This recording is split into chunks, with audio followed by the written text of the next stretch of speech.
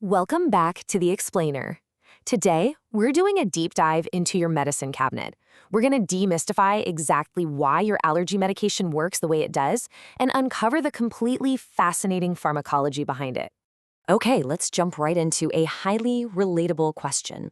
If you've ever popped a pill for hay fever and suddenly felt like you needed, a 3-hour nap, while a completely different brand leaves you perfectly alert, well, you've actually experienced the evolution of pharmacology firsthand. Today, we're uncovering the literal chemical warfare happening inside your body during allergy season. We'll see how we went from these broad, sleepy remedies to highly specific, non-drowsy solutions. But hey, before we can talk about the cure, we really need to meet the villain of the story, the messenger responsible for all your misery, histamine. Now, histamine is what we call a biogenic amine. That's just a fancy way of saying it's a compound derived from an amino acid, specifically through a chemical process involving histidine decarboxylase. But once it's created, it doesn't just sit around. It acts as a superactive chemical messenger and even a neurotransmitter, mediating this massive range of cellular responses across your entire body. And this beautifully illustrates exactly where that histamine comes from. Check out the mast cell here. Histamine is found in super high concentrations packed inside these mast cells, and also basophils just stored up in these little granules. So when your body encounters a stimulus, maybe it's pollen, a sudden drop in temperature, or even venom from an insect bite, antibodies attach right to the mast cell. That triggers the cell to degranulate, basically popping open and unleashing an absolute flood of histamine into your surrounding tissue. Now, the really crucial point here is actually the speed of this release. This is the critical difference between a mild annoyance and a total medical emergency. If the histamine release is slow enough, your body brings in an enzyme called aminoxidase to just quietly inactivate it before it really enters the broader bloodstream. That gives you a localized reaction, a patch of itchy skin or a runny nose.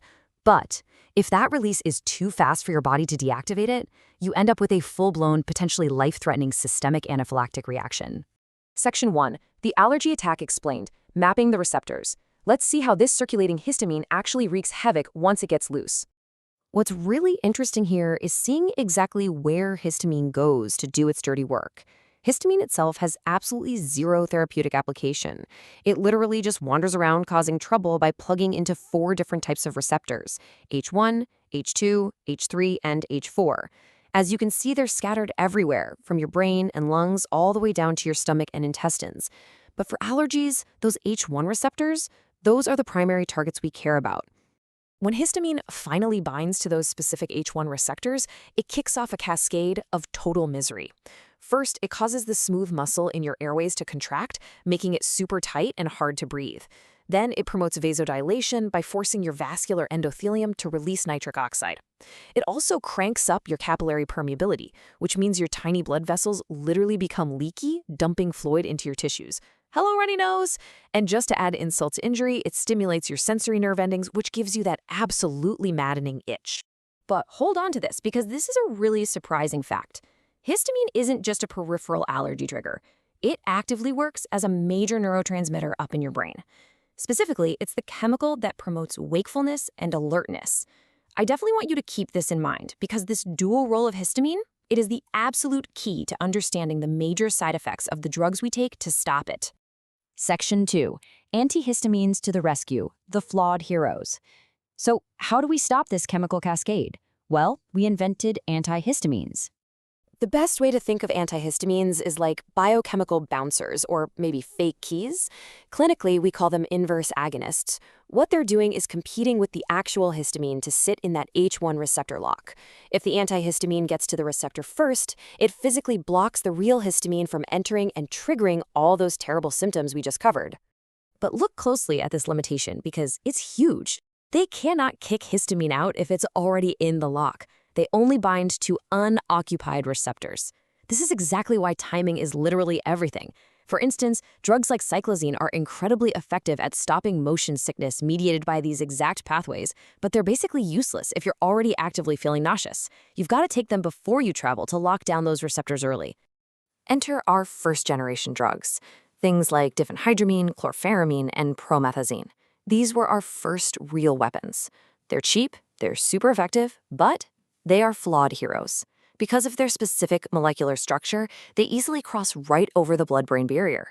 Remember how we said histamine is the wakefulness neurotransmitter? Well, these first-gen drugs block the H1 receptors up in your brain too, completely silencing that wakefulness signal and making you incredibly drowsy.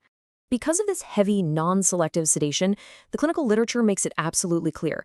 You cannot use these early-generation drugs if you're operating heavy machinery, driving long distances, or doing any job where staying alert is literally a matter of life and death. That brain fog sedation is just a direct, unavoidable result of how broadly they work in the central nervous system. Section 3. The Non-Drowsy Evolution, Precision Medicine. Science quickly realized we needed a better way, a way to stop the runny nose without knocking the patient out cold. And right here is the major aha moment in pharmacological chemistry. Scientists tweaked the drugs by adding carboxyl groups to the molecules. What did that do? It made the second-generation drugs polar. And because they're polar, they physically cannot cross the blood-brain barrier. They are literally trapped in your peripheral nervous system, so they can still block the H1 receptors in your nose, your eyes, and your skin, completely stopping the allergy symptoms while leaving your brain's wakefulness histamine totally alone. It's brilliant. And we didn't stop there. We've advanced into third-generation drugs. These are actually the active metabolites or isomers of those second-gen meds. Think levocetirizine or fexofenadine. These are hyper-focused, highly selective peripheral H1 receptor inverse agonists. Because they are 100% excluded from the brain, the literature explicitly notes they have absolutely zero value as sleep aids. None. They are just pure targeted allergy relief. But biology is messy and fascinating, so some of these drugs actually moonlight with extra jobs. First-generation drugs interact with multiple receptors, which, can actually be useful sometimes. Cyproheptadine, for instance, acts as a serotonin antagonist on the appetite center, so it's used off-label as an appetite stimulant. Meanwhile, modern eye drops like azolastine and ketotifen, they don't just block histamine, they actually help stabilize the mast cells themselves so they don't pop and degranulate in the first place. Section 4. Myth-busting, what antihistamines can't do. Before we wrap this up, we definitely need to clear up some major medical misconceptions directly from the pharmacological literature. Sometimes knowing what a drug can't do is just as critical. First up, you absolutely cannot treat bronchial asthma with antihistamines. Now, I know we mentioned earlier that histamine causes smooth muscle contraction in your airways, but the reality is histamine is just one of several chemical mediators causing an asthma attack.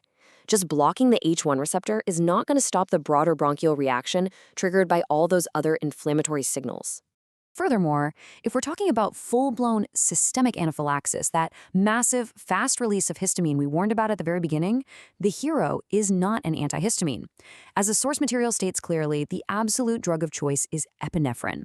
Epinephrine completely bypasses the histamine system, acting directly on beta-2 receptors to force your smooth muscles to relax, physically opening your airways back up and reversing that catastrophic drop in blood pressure. So, we've traced this incredible journey, right? Going from broad, sleep-inducing molecules to highly targeted precision medicine that actually respects our brain's natural chemistry. But I'm going to leave you with this final thought to ponder the next time you pop a pill for the sniffles. If histamine naturally functions as such a critical neurotransmitter in the brain, what other hidden biological systems might we be accidentally silencing when we take broad-spectrum medications? It's a pretty powerful reminder of how interconnected our biology truly is. Thanks so much for joining me on this explainer. I'll catch you next time.